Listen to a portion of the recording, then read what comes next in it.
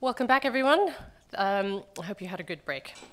We're going to proceed now into the project update on human rights, and I will turn it back again to Laura to help us look at this material. Thank you, Judy. So in this session, we have a few items that we want to cover with you related to the update of the GRI human rights related standards, and those are items 3, 4, and 5. Just as a way of a brief recap to introduce this session, back in May, the GSSB approved a project proposal for the review of the GRI human rights related standards. And that project proposal outlined the work to be conducted in 2 phases. Phase 1 of the project would be concerned with an overall review of how human rights fits within the full set of GRI standards, and to bring them in line with key instruments in this space, mainly the UN Guiding Principles on Business and Human Rights. And phase 2 was then going to look at updating the individual human rights standards that we have, such as those that look at child labor, forced labor, etc., and developing new ones as needed. Back in May, the GSSB decided to go ahead and form an ad hoc technical committee for phase 1 of this project. And today we will be presenting the proposed membership for that technical committee. We were scheduled to approve the membership of the committee during this session, but based upon the request of one of the GSSB members who is not present during this session now, and who has been one of the sponsors for this project, we will be moving the approval of the membership to tomorrow's AOV session. But nevertheless, we will present the proposed membership now and open up for questions and comments from the GSSB members here present. After that, we will have a look at the next steps in the process once the technical committee is approved and the anticipated timeline for the work of the committee. And finally, we will present the results of a consultation we have done with companies to understand how they apply the GRI human rights disclosures, and that's in response to a request from the GSSB back in March for us to understand why some of the GRI human rights disclosures are so infrequently used compared to other GRI disclosures in our set of standards. And that will be presented by Veronica Wachon, who has managed this consultation effort. So with that, let's start and have a look at item 3, which is the proposed membership for the Technical Committee on Human Rights. So back in May, the GSSB discussed the set of viewpoints and constituencies that it wanted to have represented in the Technical Committee. And after that, the Standards Division, together with the GSSB chair and project sponsors, agreed on an initial slate of candidates whom we then approached to gauge their interest and availability. And that is what you see outlined in item 3. As we noted in the paper, 2 of the candidates had not yet confirmed their capacity to participate in the project at the time of submitting this paper to you. But we are now glad to confirm that they have come back positively and they are able to participate in this project. So what you see in item 3 is really the full set of candidates for you to approve during this meeting. I want to start by saying that the set of candidates in front of you represents leading expertise on business and human rights globally. I think I can speak on behalf of the team here when I say that the candidates are really outstanding and that we're extremely pleased with the outcome and the fact that experts of this caliber are able to dedicate their time and expertise to this process. So we are extremely pleased with the outcome and with what we have achieved. In terms of the specifics of the membership, the GSSB had asked that the majority of the candidates be deeply familiar with the UN Guiding Principles, which is the key instrument that we will seek to align with as part of this review project. And we're happy to say that 3 of the candidates were involved in the development and the drafting of the Guiding Principles under the mandate of John Ruggie. And all of them are now involved in the implementation of the Guiding Principles in one way or another. We also have experts who have led the development of other key instruments in the field, which are also going to be quite important and a key reference point for this work. And those include the UN Guiding Principles Reporting Framework from SHIFT, the OECD Due Diligence Guidance, and the Corporate Human Rights Benchmark. So really happy to have direct expertise in all of these instruments represented in the committee. We have also done a strong effort to ensure that we have regional representation in the committee, which is always one of the challenges we deal with as part of these processes. And we're happy to share that we have experts from most of the regions of the world. So that includes Africa, Europe, Latin America, North America, and Oceania. So quite pleased with that, although we acknowledge that not all of the regions, including some that are critical for human rights, are not so well represented. But as we discussed previously with the GSSB in May, we plan to consult with a larger group of experts as part of a peer review or roundtable phase, and we will make sure to target those regions that are not so well represented in the committee. In terms of the multi-stakeholder composition, the GSSB had requested to have experts from all of the constituency groups that the GSSB is made of, and in particular to bring in at least 2 experts from civil society organizations, and to look at the investment category a bit more broadly, and to bring in perhaps other types of information users. So in total, we have 10 members or 10 candidates. 2 come from business, and that includes 1 reporting company and 1 employer's organization. 2 civil society experts, 1 who focuses on human rights activism more generally, and another 1 on environmental rights more specifically. 1 expert from information users, another from labor, and 4 from mediating institutions. So bringing this to a total of 10 members, which is a bit more than what we initially hoped for.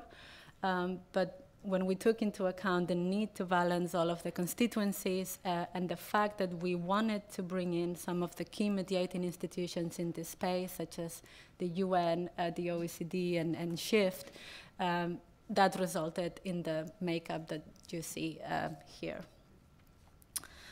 Just a final note, which was mentioned in the paper. We had 1 candidate, and over the last few days, another candidate who have asked to be supported by a colleague in participating in this project, and those are the candidates from the UN and the OECD specifically. And we have initially said that we would be happy to accommodate that arrangement so that they can participate and give input into this process. So with that, I'll turn it over to Judy to solicit any questions or comments from the GSSB. And as noted earlier, we will have the approval of the membership tomorrow during the AOB business. But for now, we welcome any comments or questions. Members, any comments or questions? Kirsten.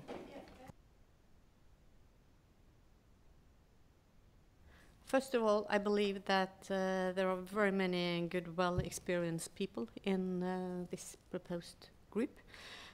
Still, I do believe that the business constituency is very limited represented here.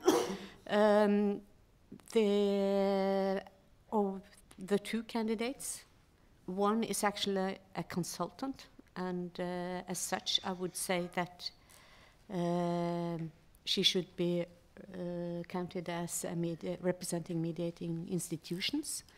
And the other one seems to have very good experience, but probably not from the practical reporting life, which I do think is a weakness to this group. Because one thing is to find out what's important about human rights. Another thing is finding out how can we make a proper reporting standard out of it. We'll take Sulema and then maybe address. Oh, I'm sorry. So Kent and then Sulema, right? Yeah, I just had a question about one of the candidates, Tracy Davies. It was a little harder to understand her connection to human rights. She seemed to have a lot of background in environmental issues, and I would just like to know a little bit more about that person.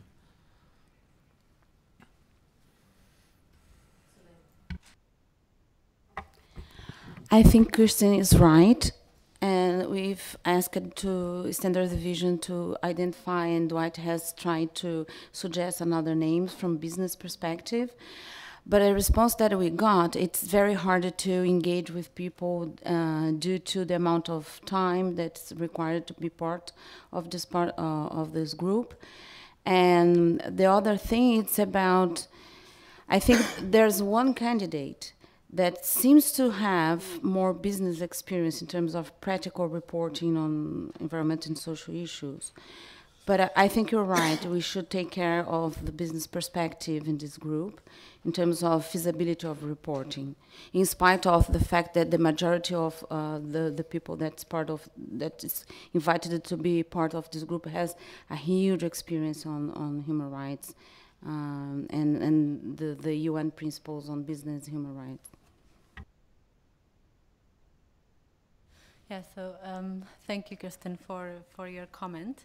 That's one of the challenges that we faced in trying to keep the technical committee as small as possible and trying to bring in all of the desired viewpoints and constituencies.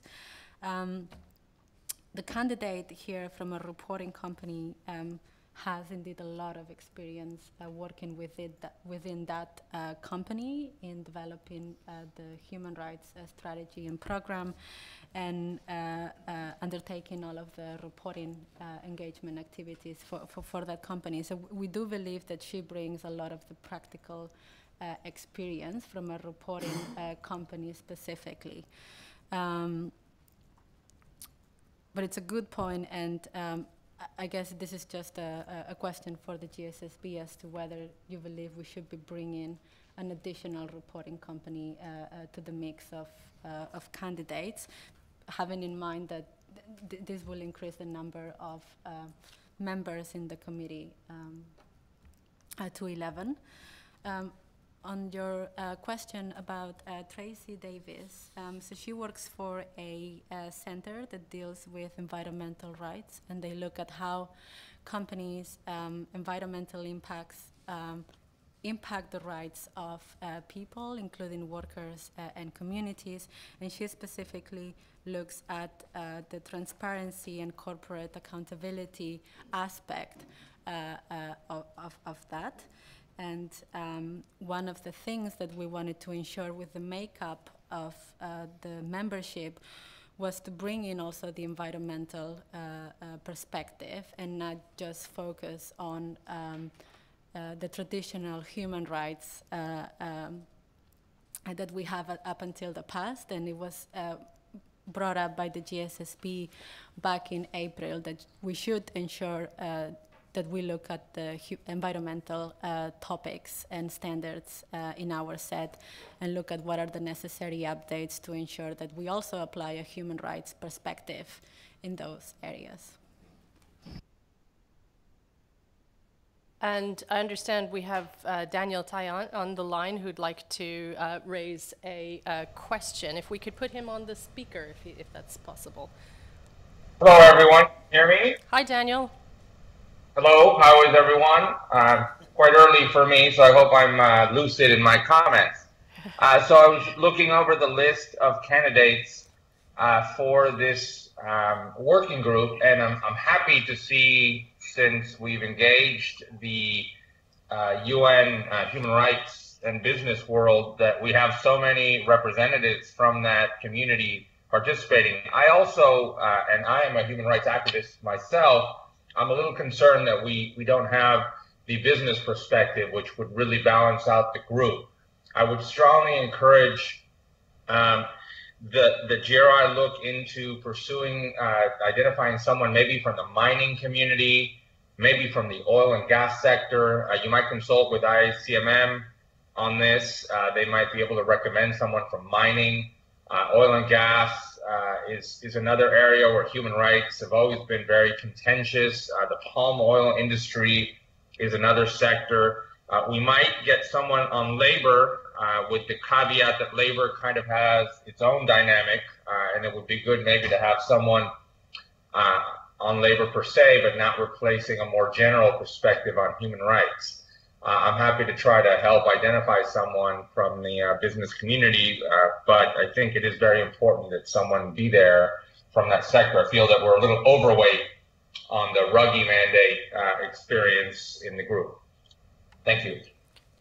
Thanks, Daniel. Bastian, do you want to respond to that? Yeah, I think so. So we have from mining, we have a person here, Vanessa Zimmerman, and yes, there is a strong bias towards the Ruggie community, but that's also was a design principle that you've given us, and also keep in mind that you've asked us to match business constituency with civil society. So if we bring in more business, the question is, do we need more civil society as well?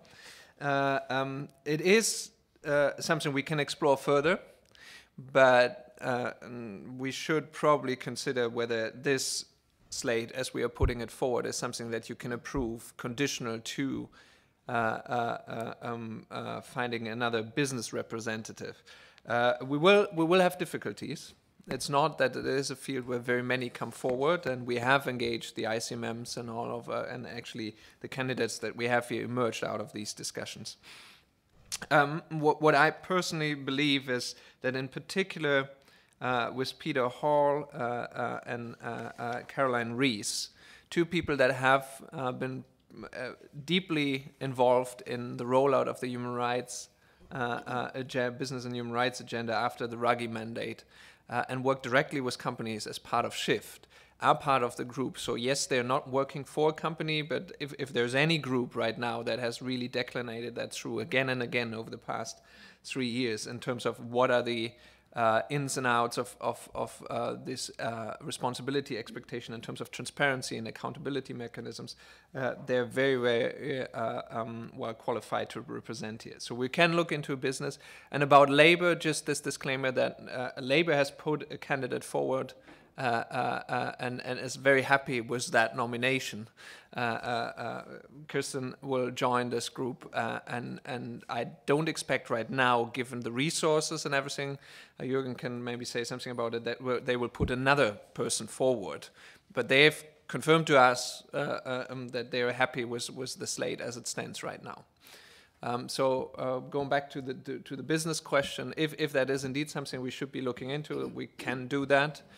If you have any leads into a qualified experts, again, a plea to let us know, because we have really invested very heavily in recruiting this group. All the discussions we had were also always about seeking business representation. This is the outcome. So we don't have 10 candidates waiting from the business constituency that we consider qualified. And very important there is also this group has a level of expertise in the field, that they will start their discussion on a level. This is not for somebody who comes in and has no background in this, right? That's very important. We've seen that time and time. This is not a process in which you can educate a business representative. This needs to be a representative of one of the leaders in the space that has done a lot of work here. And Vanessa, for example, is that type of candidate. But there are definitely others out there, but whether they have the time, we haven't found the person. And if you can give us any clues, that would be helpful. Sulema and Kirsten. Sulema and then Kirsten. Just following what Bastian has just said, in the early stage of this seeking for the right profile and right people to be part of this technical group, I've reached 4 of my colleagues that are working in mining company, oil and gas, and power companies that are really experts on applying human rights frameworks within their companies. And none of them wants to be part of this technical group right now. They want to participate in the next stage of the process due to several reasons, but mainly because of their role as a corporate, part of the corporate board or advisory governance body. So in my opinion, taking into consideration the right profile that we need from business perspective, it won't be easy to engage with people from mining and oil and gas companies at this stage of the process. Further, we can engage with those type of professionals, but right now I don't think we will succeed in engaging with people who really cope with human rights within mining and oil and gas companies. Okay, Kirsten, and then Daniel, and then I'd like to push us to sort of some kind of conclusion about this particular aspect of the discussion so that we can move on with the rest of this session. Yeah. I do not doubt that candidate 2 has worked a lot with practical reporting too, but after all, she is a consultant. She's not a company representative, as she has been listed here at least. And as a consultant, you are always freer to broaden the perspective, and because you don't have to be deep down into what is really practical for us, what are we able to do.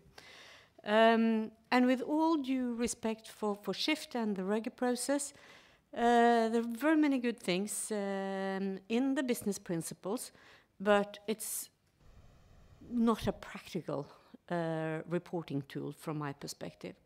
So I really would urge you to try to find one more representative from the business constituency. And if you could please distribute the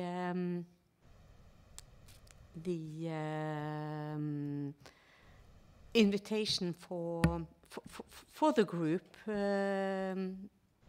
and I'm sure others also could make a second try on finding candidates. Thank you. Daniel. Yes, I was just going to follow up and say perhaps Caroline Reese could be a good source to recommend someone from the business community that she has engaged with. Also is Alexandra Gakita, who is one of the members of the working group on business and human rights that was formed after the RUGI mandate.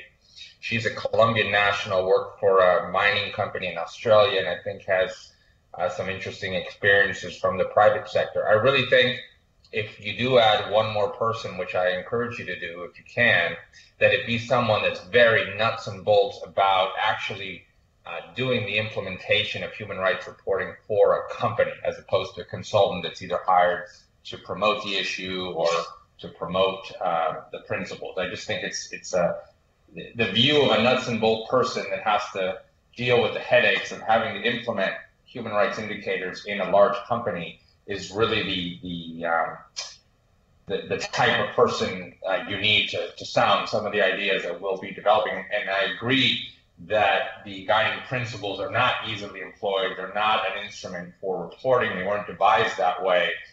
So really, the challenge that we have, and something that we've been discussing in the TAC and then now to the GSSB, is transforming all of this policy work in the UN to a reporting process. And in that sense, the heavy weight of the RUGI team doesn't necessarily provide that. I mean, that's what we should be providing, and it does need to be complementary. Okay, thank you, Daniel. I'd like to, again, as I say, I'd like to sort of push us to draw this to a conclusion so that we can deal with the question of approving the slate of candidates tomorrow, if at all possible. A couple of things. One is to just point out, in case it isn't obvious, that candidate 2 is in fact a nuts and bolts, hands-on implementation expert within a very, very relevant expert corporate environment on this topic. She has chosen, for the purposes of this committee, to not be affiliated formally with her employer, because, as Kirsten has flagged, it enables her to be sort of less encumbered by her specific situation with her employer. So I think one thing to just, and I don't think we can necessarily do this right now, but if over the course of the next day we can have some clarification from the standards division around the process that's already been undertaken, because I'd be very surprised, for example, if you haven't already reached out to some of these other candidates to find members of their groups who would be willing to come forward, as has just been suggested. I would personally expect that has already happened, and that there are not other candidates that are lined up. So we would need to know specifically who, and then of course we can't really vet individuals in this context here. So we would be adding a delay onto the timeline. We do have a design criterion that was set up by the GSSB for the purposes of this project, that we balance business with civil society. If it is your strongly held view that we must have another business member, we must have another civil society member. So that also will affect just the overall sort of composition, but it will affect the timing and the ability for us to move forward with this project. So I'd like you all to reflect on that. We will come back to this discussion tomorrow. And we'll be prepared, I hope, to really zero in on what can we do right now, versus do we then have to take another view about next steps. Does that sound okay? Okay, thank you very much. Laura, please carry on with your update. Thank you. So next, I just wanted to present to you very briefly the anticipated timeline that we were envisioning for the technical committee once the membership is approved. And that's based on item 4 from your meeting materials. But the timeline has been slightly adjusted in the last few days to reflect the reality of the capacity within the team to manage this process, but also based on the availability of some of the candidates who have reached out to us and say that they really want to participate in this process, but the following months, up until the end of this calendar year, they are already at full capacity. So we want to accommodate that, and what you see here is that we have delayed the start of the project slightly compared to what you have in item 4. And at the moment, we would be planning to start the work of the committee in January, and that work would then stretch up until the end of the second quarter of 2018, which means that by September of next year, we would be able to bring the initial set of recommendations from the committee to the GSSB for discussion. At that point in time, in September, we will be then able to discuss next steps and whether we can go ahead and move into a public comment, or whether the recommendations of the committee trigger new revision projects that would need to be discussed by the GSSB. So just wanted to flag very briefly the slight delay of the start of the project, and again here we will need to add in any implications based on the discussions that we had just now on bringing additional candidates to the committee. Item 4 is the terms of reference for the committee. It has standard content that we use for all of our processes, but I wanted to bring your attention to a new section that we have included at the back. where we give guidance to members on how they can communicate their participation in the committee. So I wanted to bring your attention to that section in particular and solicit any comments or questions from the GSSB on that point. For reference, this is beginning line 177, is it not, on the document? Yes, sorry, line 177. Any discussion of this particular aspect of the document?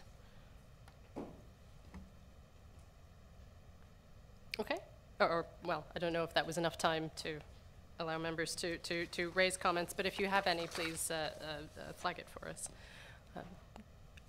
Sulema.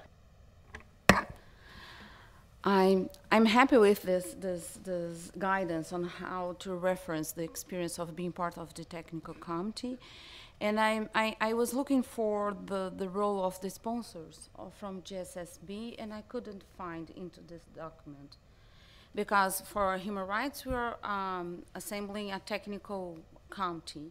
It's a little bit different than the working group for water and health and safety, right? So within water and health and safety working groups, we do have observers from GSSB. And for this group, we do have 2 sponsors. So maybe a paragraph explaining the role. As we understand it, the role of the GSSB sponsors for the project working groups on water and OHS and the technical committee on human rights will be the same. So it's an observer capacity and advisory role to the standards division in conducting this process. Thank you, Laura. But either way, can we include one paragraph explaining for the members of the technical committee this role? Thank you. Sure, we can do that. Okay, well, pending that addition, which sounds pretty straightforward to me, are there any, Laura, do you need any other feedback from the standards board on that document, on the terms of reference? Okay, thank you. Any? Thank you. So next, I'll hand it over to Veronica to present to you item 5, which is the result of the consultation we've done with reporters on the human rights disclosures. Good morning. Well, as Laura said, I'm going to present quickly the results of this consultation that we carried out earlier this year. First, a recap on where is this coming from. Back in March, when the GSSB was discussing the revision of the GRI human rights related standards, the Standards Division presented a discussion paper which included an analysis on the extent of reporting against the disclosures, G4 disclosures actually, and we found that most of them, the human rights disclosures, were infrequently used. During the discussion, the GSSB decided to ask the Standards Division to consult with reporting organizations to have the practical view, to see, to understand the reporting practice, and also to understand why they were not reporting on some of the GRI disclosures. How did we go about it? Well, we had 7 interviews with 7 different companies. We tried to find organizations on 4 high-risk sectors for human rights: apparel, mining, technology, food and beverages. And we also tried to find organizations from different areas in the world to have their different perspectives, although in some cases some of these companies operate globally, so their headquarters are somewhere, but they operate in bigger areas.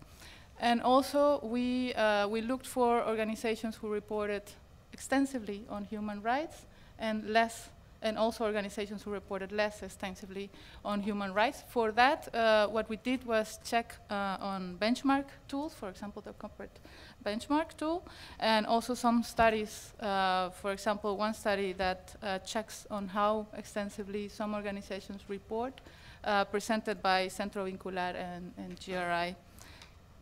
Then we also checked their GRI content indices to check what disclosures they were claiming to be reporting on.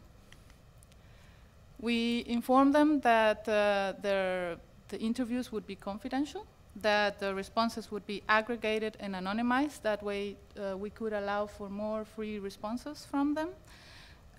We organized semi-structured interviews and we carried them out in June and July this year. We covered 3 topics. First, their approach to identifying material topics and their boundary. Their approach to reporting human rights related topics, including how they identified material human rights related topics, and their experience using the GRI frameworks, including challenges they found and also suggestions they could have for GRI.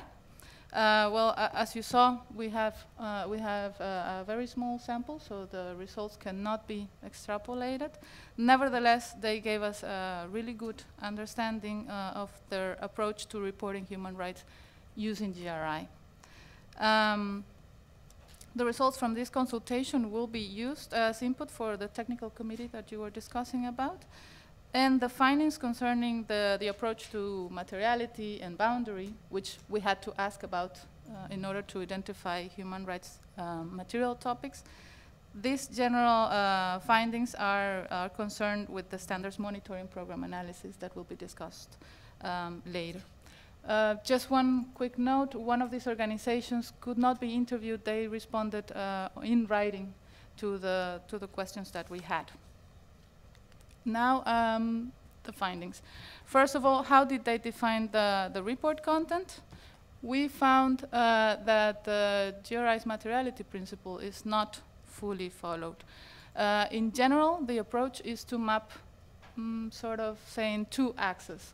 The importance to a set group of stakeholders and the importance to the business, which is importance for sales, reputation, or the business structure. We also found that in the report, in the written report, the materiality assessment description was rather brief. But actually, during the interviews, we found out that they could explain a lot more about the rationale, the procedures behind their assessments. But some organizations explained that the tools they use for the materiality assessment is too complex and actually ends up confusing the readers. Other organizations, what they said was they didn't want to spend too much pages describing the approach, describing the assessment, and more on describing their actions in front of concrete incidents. Veronica, we have a question from a GSSB member, Yes. Kirsten. Was the fact that none of these were using the full materiality principle required by GRI, was that identified before or after the organizations were chosen?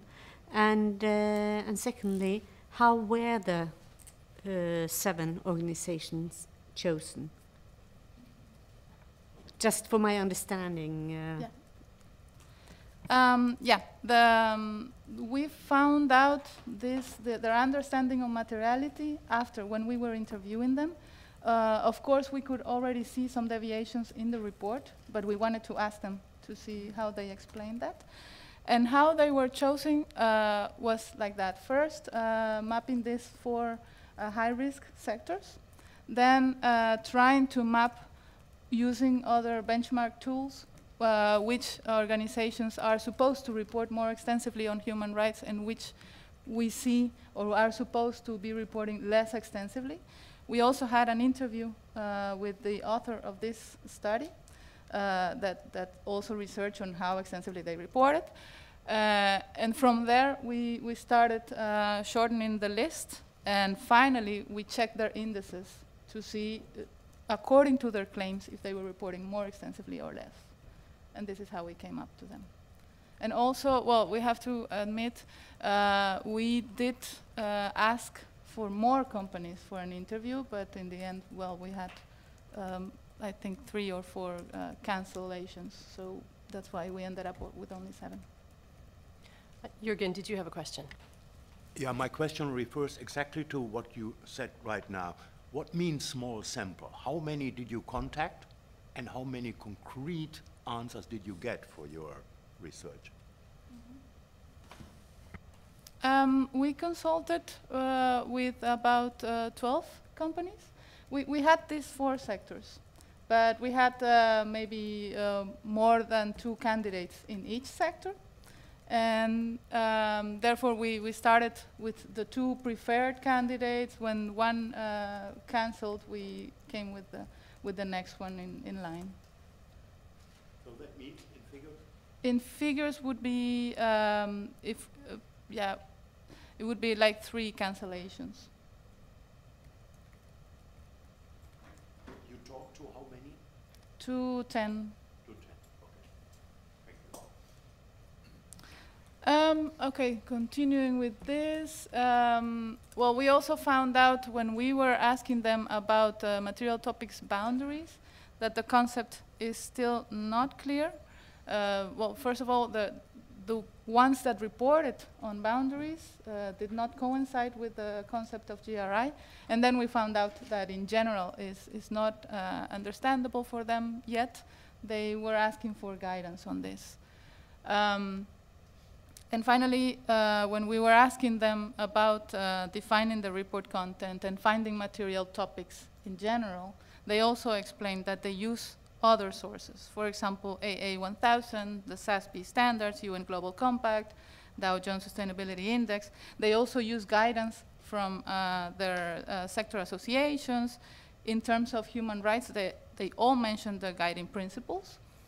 But then when we were speaking about this, the clear conclusion for them is that it is confusing for them and complex to work with all these instruments and frameworks and guidances. So they are a bit confused with this, and they were asking for GRI to align with these other instruments. In terms of human rights material topics, none of them, except a few exceptions, did report to use a different process or criteria to identify particularly material human rights topics, although they all mentioned that they had human rights specialists fully involved in their materiality assessment. And only a few exceptions did the companies explain that they did a human rights impact assessment particularly. Then we spoke about the key challenges that they have faced when trying to report with the GRI human rights disclosures. First, one thing is that it's difficult to report at operation level. This was said by very large companies that they say it is not possible for them. As you know, the GRI disclosures require a great level of detail. For example, to show which operations or which suppliers are in higher risk. And they said it was not possible for them to drill down to which operations or which suppliers are in risk. They could only have aggregated data. And for them, it was better to explain a good management approach that is effective on mitigating risks. Better to explain that and highlighting very significant examples than to just list down what operations or suppliers are in higher risk. Therefore, they did not comply with the level of detail required by the disclosures. Another challenge they found was that, they mentioned, was that information for them is not disaggregated by specific human rights. So, for example, some companies said they have a code of conduct that applies to all their operations and all their suppliers. And inside this code of conduct, there is human rights issues and human rights topics. But they can only report the level of compliance of their suppliers with the whole code of conduct and not with, let's say, child labor or forced labor or discrimination, et cetera, et cetera. And the final challenge or comment that they gave us was that sometimes some quantitative disclosures are for them not useful, or for the readers not useful. One example they gave us was the hours of training in human rights policies, which is required by GRI 412, human rights assessments. They said this is not a good proxy for the quality of the of the training. For example, it would be better to report on the number of people trained or the topics that were included in this training, but the hours did not mean that more hours would be higher quality training. So therefore, they did not report on the number of hours. Finally, some suggestions they gave for GRI. As I said before, they perceive that they are working with a myriad of frameworks and instruments and guidance, and so they suggested GRI to align a bit more with these instruments. They also requested guidance on practical examples on how to report on certain topics, but also sector-specific guidance on how to identify material topics and how to report them. They also considered describing the management approach very important, but they need to strike a balance with reporting actions taken in response to concrete incidents and focus on more severe, on the most severe cases. They mentioned that if they spend too much time explaining about the management approach, it runs the risk of turning into big empty words without the balance of explaining about actions and concrete incidents. So therefore, that was another suggestion. They mentioned that GRI could guide reporters on striking this balance. And finally, one company mentioned that they don't work alone. They work with other internal departments in the companies, and these internal departments usually are trying to cut down the report because they don't see why some information should be in the report. So they were suggesting maybe GRI could provide some guidance for certain departments, for example, communication departments, on the value of reporting and on why to include certain information in the report. And this would also facilitate gathering and collecting the data they would need for a good reporting. And finally, I'm going to mention some conclusions, which is just a summary of what I've been saying. There was a gap between what is written in the report and the practice.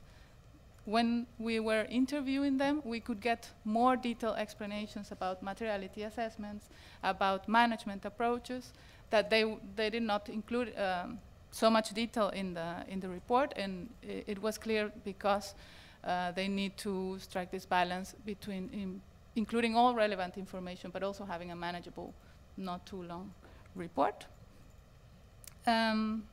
As I said before, GRI's materiality principle was not fully followed. The dimension, in general, the dimension of significance of economic, environmental, and social impacts is omitted or replaced with other dimensions concerning relevance to business. Here, it is important to note, as you probably saw on the table, some companies were still preparing the report using G4 guidelines, and some were using standards. And when they were preparing this according to G4, we had not clarified the concept of materiality. Maybe this could influence the situation. We found, when we were asking about the reasons behind incomplete disclosure following the GRI standards or guidance, we found that we could classify the reasons in two types. First of all, that the management of human rights issues is in progress. Some companies, less experienced companies, let's say, were admitting that they would need to work on this, and they were asking actually for more guidance to manage human rights issues. Others, more advanced reporters, actually mentioned that they are working on human rights due diligence process. They mentioned due diligence, they mentioned salience, new concepts, but they said they are still working on it, and the effects of this would be seen only in future reports. And one organization actually mentioned that they only report impacts if they are being managed. If not, they don't include the impact in the report. They see why this is happening, they develop a management approach, and then they would include it in the report. And the second type of reason is feasibility.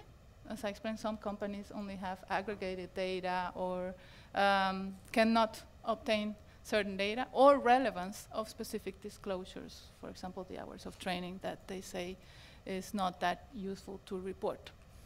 And the final conclusion is that there was a clear demand for further guidance on terms on how to report, and a clear demand for alignment with other frameworks. Well, these are the conclusions to the consultation process. I know it was a very small sample, but it was very interesting to learn how it is for them to report with the GRI, and I hope it was interesting for you too. Thank you very much. Thank you, Veronica. And this will give the ultimate technical committee quite a lot to think about as well. Are there any questions further for Veronica about this content? Kent.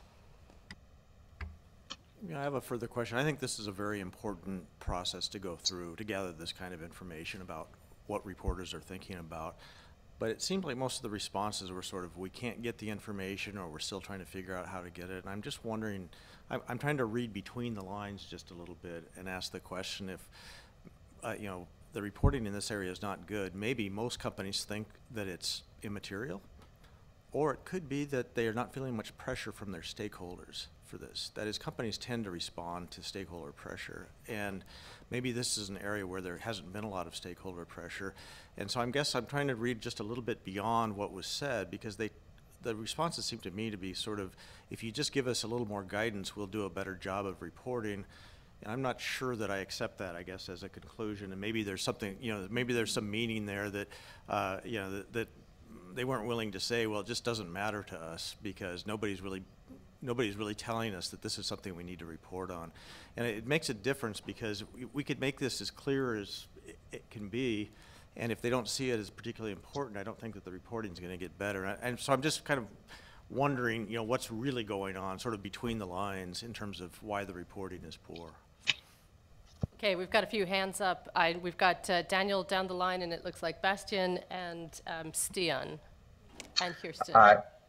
Yes, thank you, Judy. I had the same impression, and I guess my question is, I mean, your summary sounds pretty bleak. It sounds pretty bad. And I'm wondering, was this really generally across the board in most of the cases, or was that some of the cases? It almost sounds as if some of these people really didn't know the issues. The suggestion that we should provide more guidance to why reporting should be done, I think that's very clear in the standards.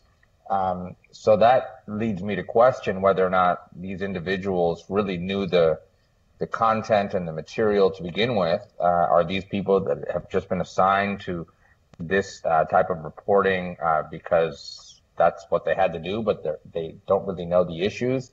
I mean, it almost sounds like we have a huge task before us to get this issue on the radar screen. Would you say that that's the conclusion, or was there more variety in the results from your consultation? Maybe I can respond to that. So I think one reason that we're starting that work is that human rights in general is one of the most underreported areas, and it has traditionally always been.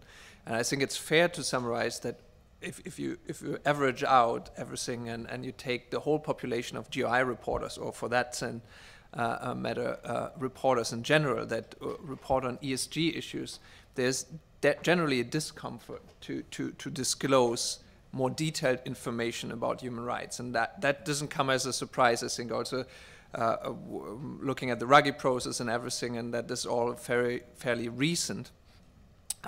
Many companies still struggle with this, to the point on whether or not we can do more in this space, and how much the more will actually enable more reporting.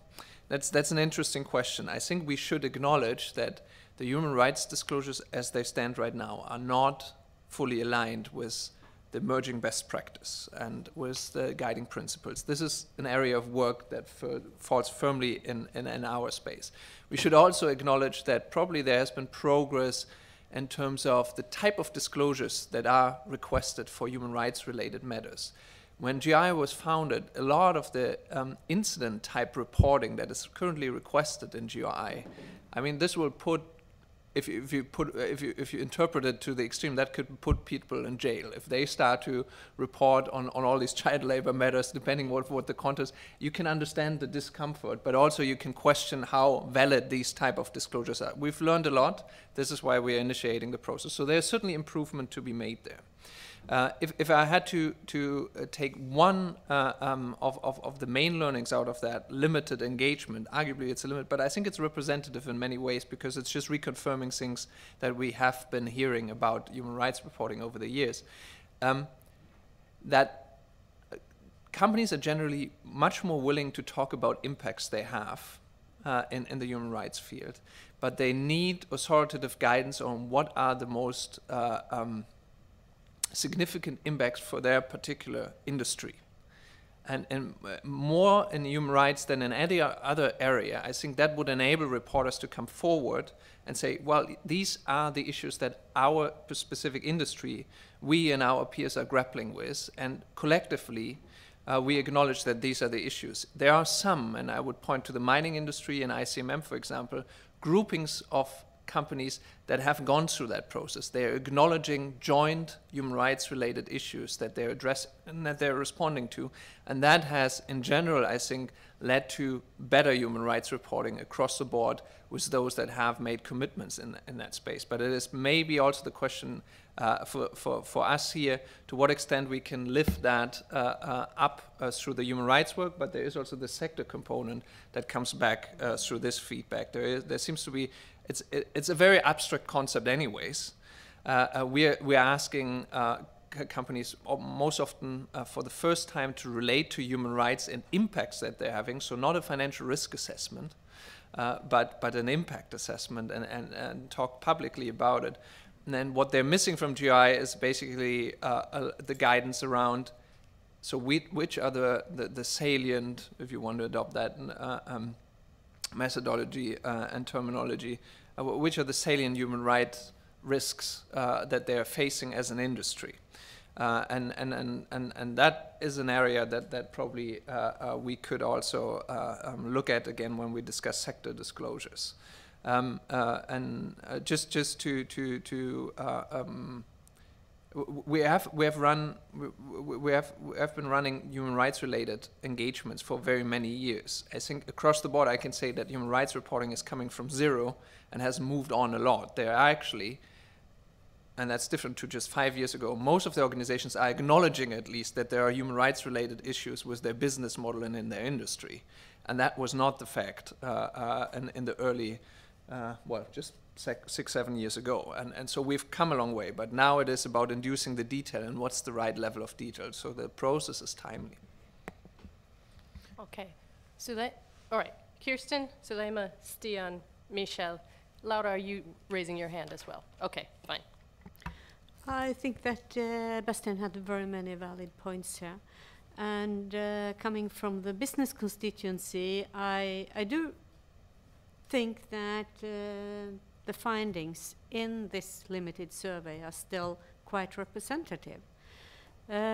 Because for most reporting companies, human rights is most of all a supply chain issue. And supply chain, then we are already into what is the by far most difficult to report on, due to, for instance, the very high number of suppliers that most large companies do have, which is one of the examples listed in this survey. And there are so many good intentions when we are talking about human rights and all the work that has been done in recent years. But it's not always very practical. It does not always give real guidance to the companies on how they should do this, how they should cope with all those challenges we do have out in the supply chain. And then I'm talking about how we can realistically work with it, and not just thinking about each example. We could go in and work with this supplier in this way and that supplier in that way, but when you have 10,000 of suppliers, we need to have a risk-based approach, and we need to do it where it counts the most, and not least we need to cooperate with other companies, because alone it's very limited what we can really do.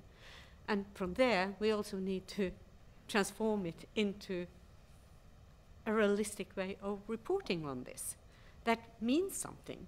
I think that there's a very good point here when one organization, and I'm now on line 110 forwards, one organization explained that due to the vastness of their company and the thousands of suppliers they deal with, they cannot report with which operations or suppliers are at significant risk for incidents of forced or compulsory labor as required by Disclosure GRI 409.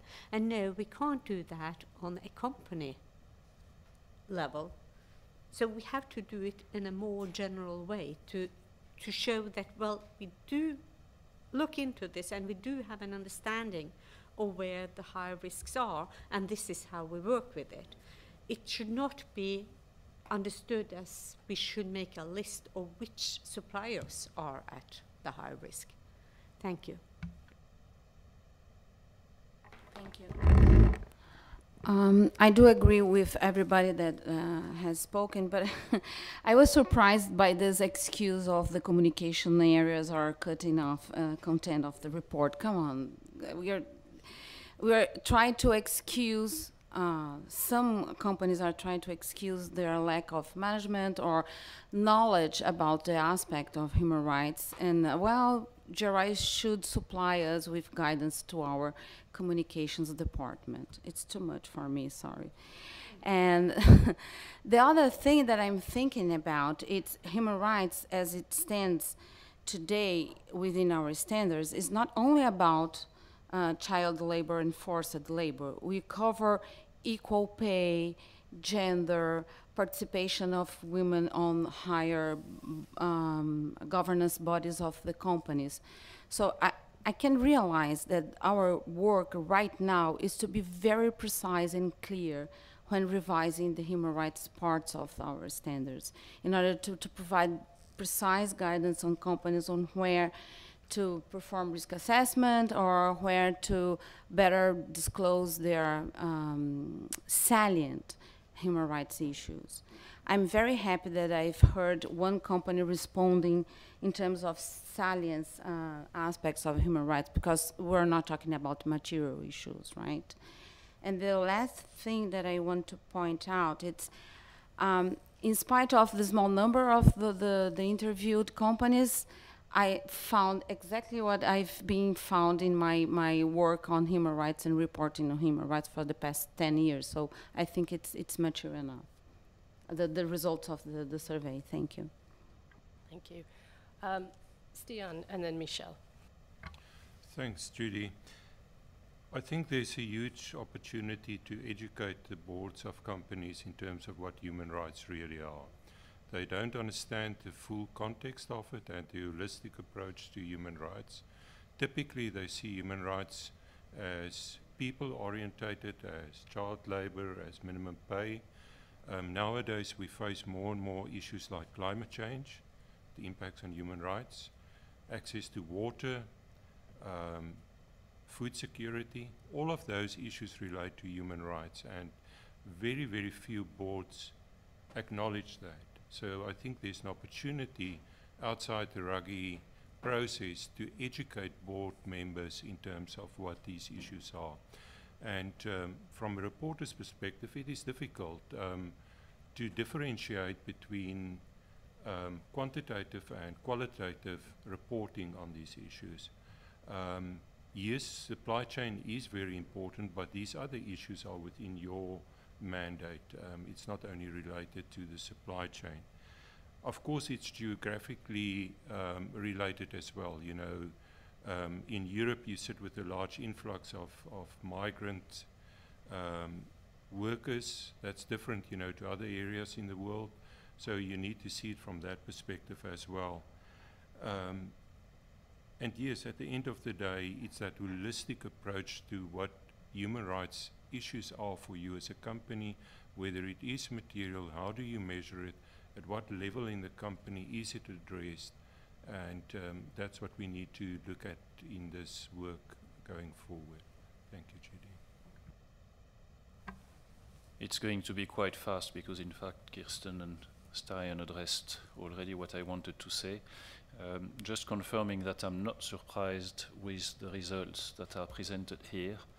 I can tell you that for a company like ours, first, from a materiality perspective, when you have strong policies internally and at least 4 different reporting channels and no issues has come up, it's very hard to justify that it's material compared to, for a chemical company, safety and environmental issues, for example. It's just not at the same level.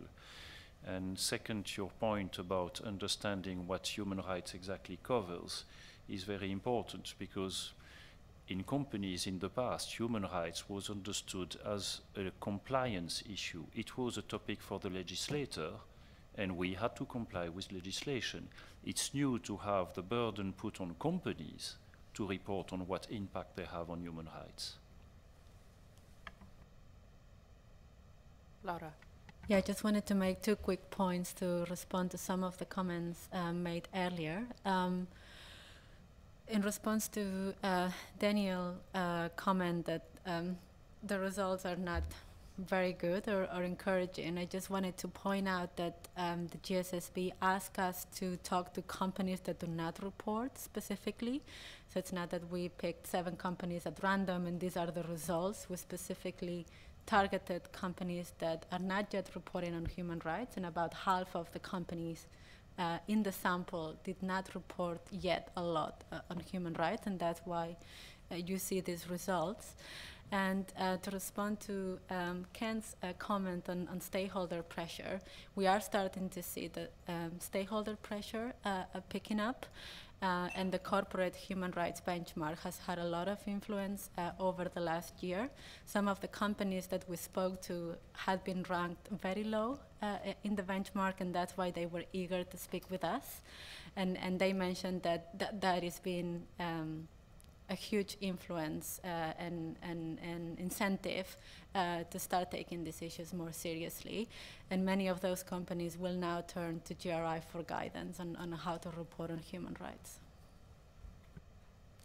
Thank you. Well, I think it's safe to say that these are some very knotty challenges that this technical committee has in front of them, lest anybody think that this was going to be just a question of kind of mopping up what is currently in existing tools and frameworks externally and absorbing them into GRI. It just simply isn't as straightforward as that. I think in some respects we can just reflect on the fact that we have constituted a technical committee here partially for that very reason, that we're really looking for these people to surface and synthesize content that hasn't already obviously emerged in the literature or in the sort of general practice. These remain very fundamental challenges for companies.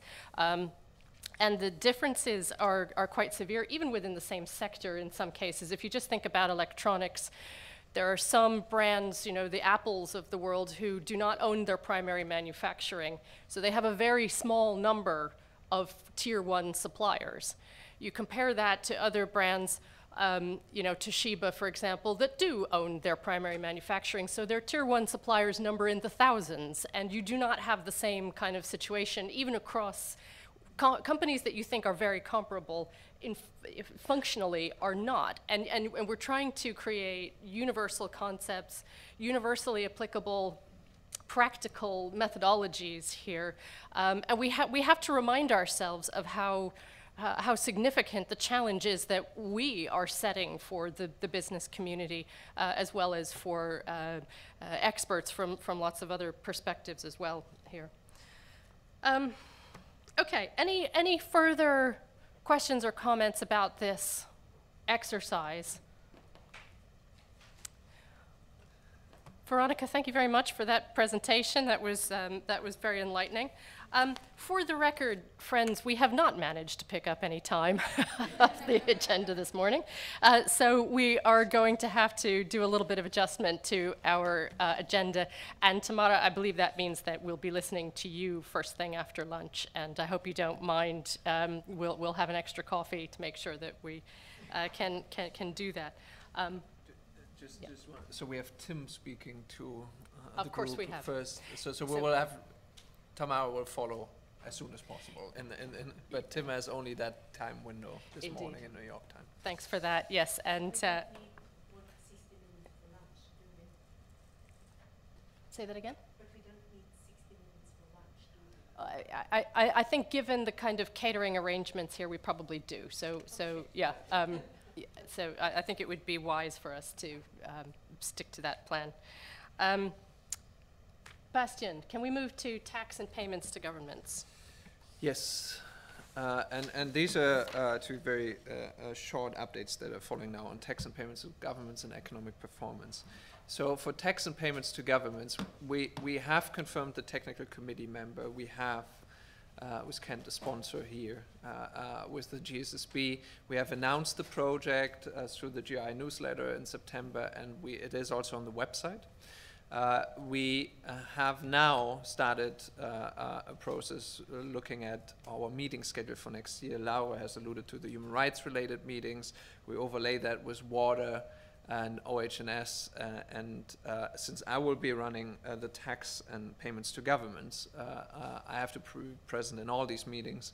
That gives some scheduling difficulties, but we will, within the next 2 weeks, confirm the schedule with the members of the technical committee and the GSB sponsor for tax.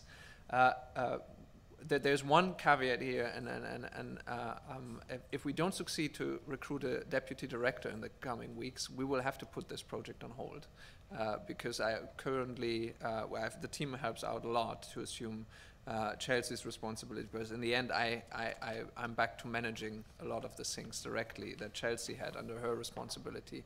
And I have to continue that in 2018. It's unrealistic to run such an involved process. You really need to be on top of the discussion, and I won't be able to commit to that. But right now we are still hopeful to conclude the recruitment process.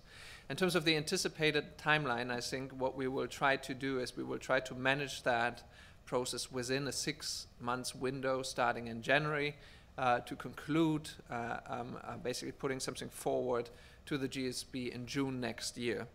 And one thing that I should point out here is that we expect that the recommendations of this group will eventually actually be combined with the work that is coming out of the economic performance related project.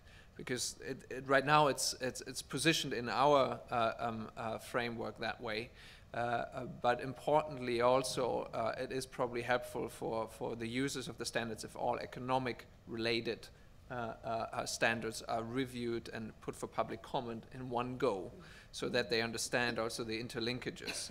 So we would work towards June next year to confirm the recommendations and then wait for the public consultation on economic performance and subsume this into it and continue the process once we have the public feedback on that. That's the current planning. I don't have any other information on this other than to say there's probably not a single CSR, sustainability, ESG, sustainable development related conference that doesn't have this subject high on its agenda. So irrespective of where I went this year and where colleagues went for GI, it keeps coming back as one of the high profile issues, and it's a timely thing. We should really get started as soon as possible. Any questions about this? Do we have a sponsor Yeah, from the Kent. GSSB? Yeah, Kent is. Very good. Yeah. For economic, sorry. I just want to make one comment about getting the technical committee together, because we did have a long discussion about that, and I suggested that we try to get more people from the big accounting firms, more people from industry, the actual reporters. But again, I think this is a problem we're always going to have. There's a lot of conflict of interest there.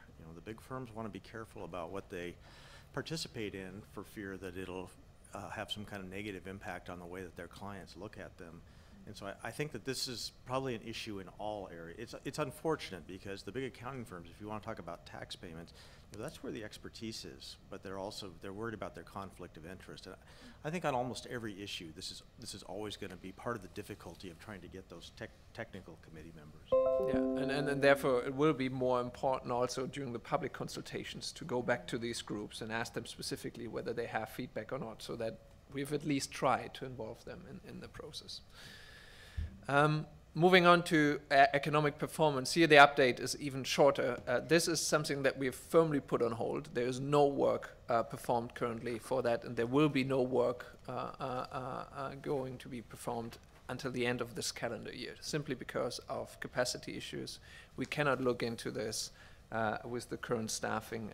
We are looking at bringing in a candidate for the deputy director that also has affinity with this field of work, economic performance, and we hope therefore to get started as quickly as possible. But realistically, this is something that will start in Q2 next year as a project, really, that we pick this up again. We need to assume that we need 2 or 3 months to bring the new person on board, which also means that we work towards a completion date a year later. Probably June 2019, when you have recommendations to look at from a committee. But that could stretch out even further depending on the number of standards that will require review. That's the current planning. This is what went into the budget exercise, and the budget allocation, again, that we have from GI points in the direction that we would be able to adequately staff this project next year. Yeah. Any questions? So, just in interest of time, we have now the monitoring update session. I think we need to give it the full allotment of time, don't we? Exactly, yes. but there are 2 parts to it, and the item 6 is maybe something in the next 15 minutes that we can actually address, and if we can do that, and assuming that all of you have read the summary of the technical inquiries, so item 6, and we are actually down to flagging now a couple of FAQ responses for you. We have, as you've seen in the paper, made a distinction between 2 things. There are a couple of frequently asked questions that we want to put on the website, and we have over the past months presented a range of issues coming from the technical inquiries that we're receiving through Standards Ed for your information, and we've always said that we would bring those that are more controversial, need your attention, back at the in-person meeting. This is the point now. We have actually provided solutions for these FAQ things, so a text. It's not the idea that we wordsmith the text. If you have wording suggestions and want to help us to polish the text, that's something where you can provide us with input offline, not as part of the discussion now. But what we want to confirm now is that the gist of it, the direction that we're giving to report preparers here, and for the most part, is the right one, and you're comfortable with the level of response and a line of response that we're given here. And I want to then, as a last point, also look at one issue in particular, and that's the GI standards glossary, and the question to what extent terminology is actually required when it comes to the application of the standards. But let's park that for a moment and work through the FAQ items that we have flagged for you. The first one is on using sector disclosures, and the backdrop of this is, so we had sector supplements that were remodeled into G4 sector disclosures. We have taken, as part of the transition to standards, the decision not to translate the G4 sector disclosures into standards contents. Instead, you have put forward in your work program to work on sector specifically, and you've requested budget from the GI board on that. The reality now is that the contents that we have set out in the sector disclosures are perceived as very helpful, also in light of the guidance that is very much needed to come to a conclusion on what's material for the organization. For many organizations that happen to be in sectors that we have sector disclosures for, they heavily rely on these contents. And they keep coming back asking questions about the status of these contents. And this is what we're addressing here. This is also in light of the fact that next year we have communicated that we will phase out the G4 related contents. Basically, the G4 won't be available on the website anymore. And stakeholders are acutely aware that we keep promising sector contents, but we haven't delivered. So there's the anticipation of a gap. And this is the response that we're putting out. We had one which you see in black letters on the screen here and in the document. In red, you see now the additions to the response that is already in the public domain. So it is an explanation that it is still possible to draw on the sector disclosures, that the sector disclosures have not been updated, but they can be used also post the effective date of the standards 1st of July as reference in the report content definition process, and the commitment on your side to look at sectors in the future. And this is the level of detail that we can go into.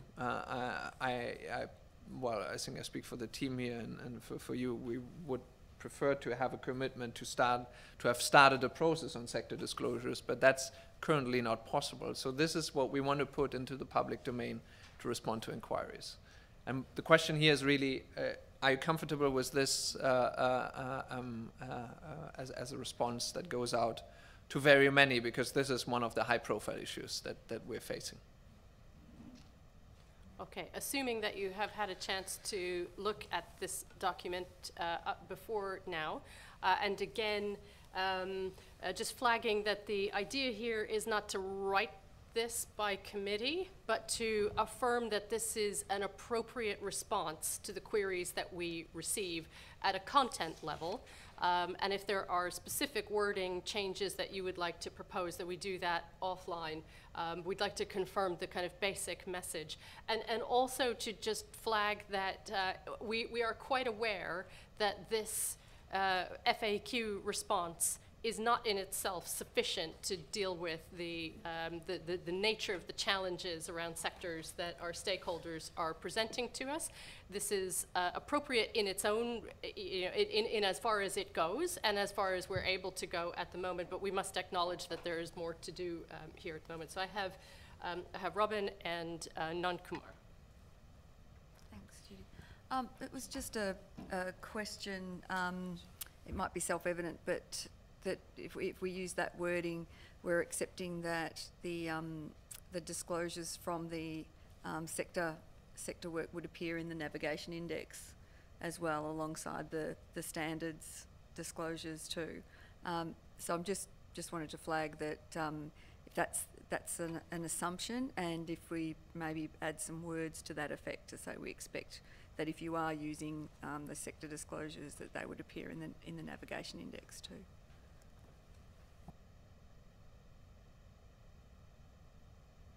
Okay, see, I have been evaluating about 4 to 5 reports based on the GRI standard now. Most of the reporters have one concern, that post July 1st, 2018, how will they continue reporting on the sector disclosure?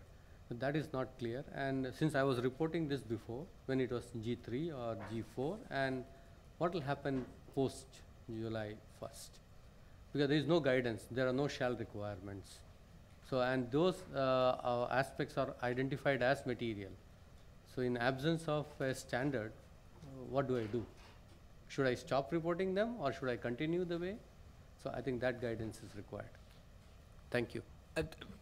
And we completely acknowledge that this is the response that we can draw up based on what we can offer next year. We can say that they're still available, and they're by all means still useful as an input to the report content definition process. The disclosures can be used, but they're not a requirement. That, if I had to sum it, these are the main points that we can set out right now, given what we can offer. Then the challenge will be that how to put it in the content index, because they are no more a valid standard or valid guidance. Do we have that content index question as a distinct query that's coming in to the standards inbox at this point? There are questions about the content index and how it should look like and what's the minimum. But what you've set out is a minimum requirement for components of the content index now. We can add, as Robin suggested, wording on how to account for things that are not in the GRI standards, but still related to the material topics that you're reporting, and that would be an example. Kirsten. In my opinion, that wasn't clear in G4 neither, where to place the sector supplements in the content index. But there are also, in my opinion, there are two main ways to do it. One is to put it all together. These are our sector supplement indicators, additional.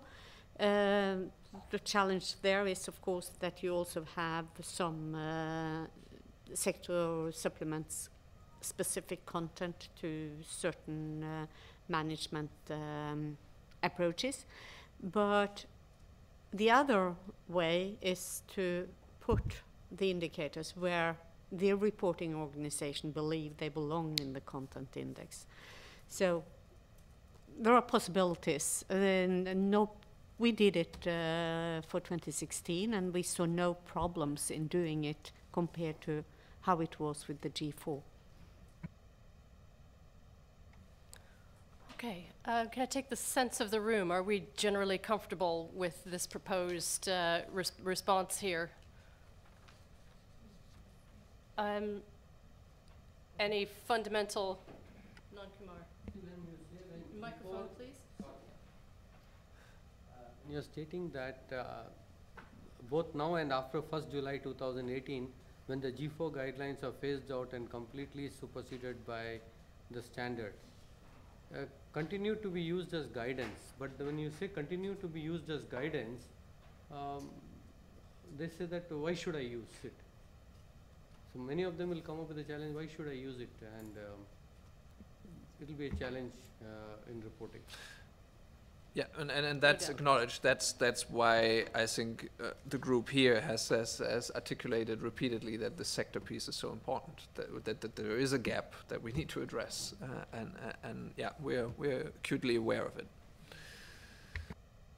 Okay, thank you. Bastian, can we go on to the next FAQ contents that we're able to do right now? Yes, and this is on reviewing or verifying report content.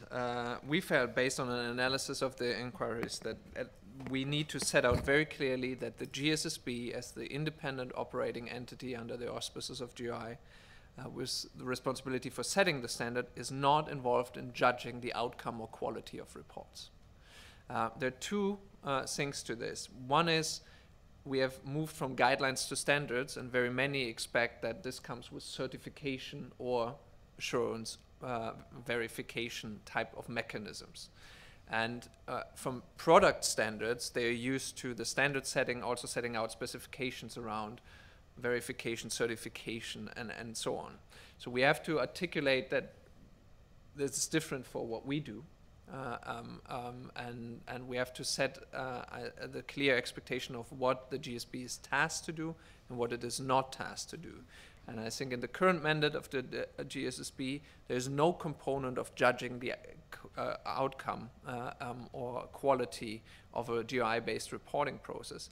However, there is, and that is something we have already said, this is again the black letter here, we have always said that it is recommended to use assurance. It is recommended to make statements around to what extent, or it's actually now required to make statements around what kind of level of adoption you have of the standards, the in accordance status. But this is where it ends.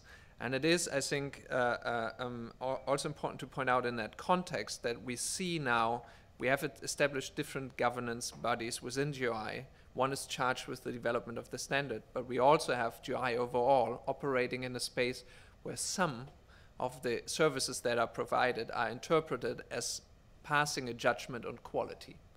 I think that's a fair reflection of the reality right now. Whether that is then true or not is another discussion. and whether the methodologies are actually trying to point to judgment on quality.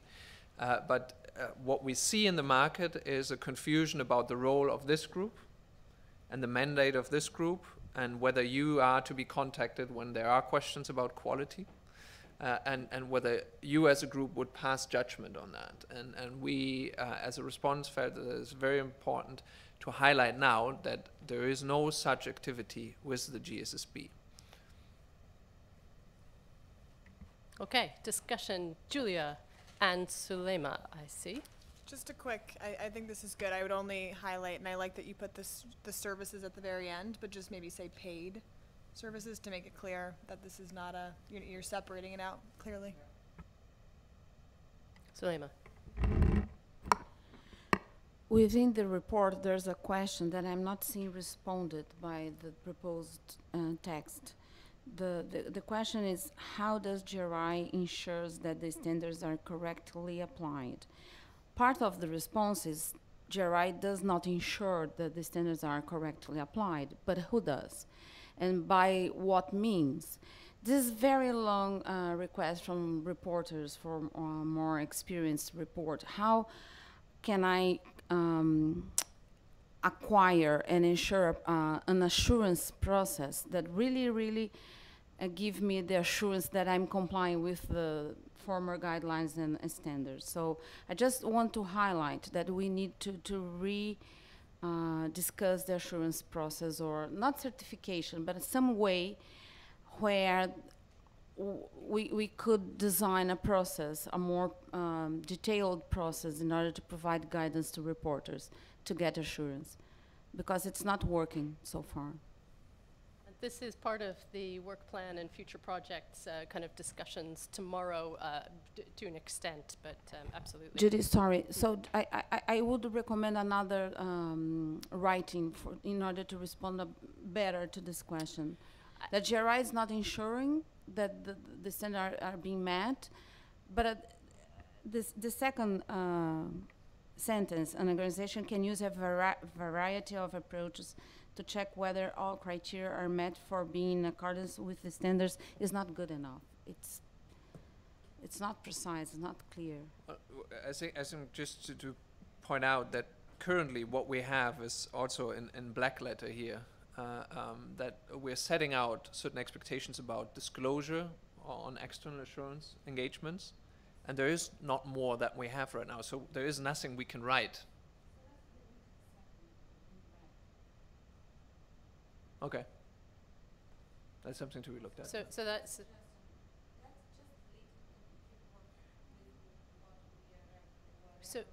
So for the people listening in and the note takers, that recommendation was to delete the second sentence that says an organization can use a variety of approaches to check whether all criteria are met for being in accordance with the standards. And I believe that the point is that if we can't go into more detail about what those are, then it isn't a helpful, particularly helpful response. Okay, thank you for that. So, Michel. Yes, on this topic, I just wanted to say that our corporate auditors have told us that they could certify if we were aligned to the GRI standards or not, and it's not going to be free. Okay. Yeah, so we have 3 more of these items, but I'm also looking at the time.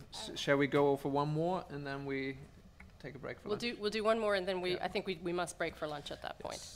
Okay, so the next one is on an issue that surfaced earlier today in the discussions as well, and it's on notifying GI of the use of the standards. So it is an expectation that was clearly set out in the standards now, that's also very clearly communicated in all the public engagement we do on the standard. However, we have right now no technical solution in place to do that in an easy way.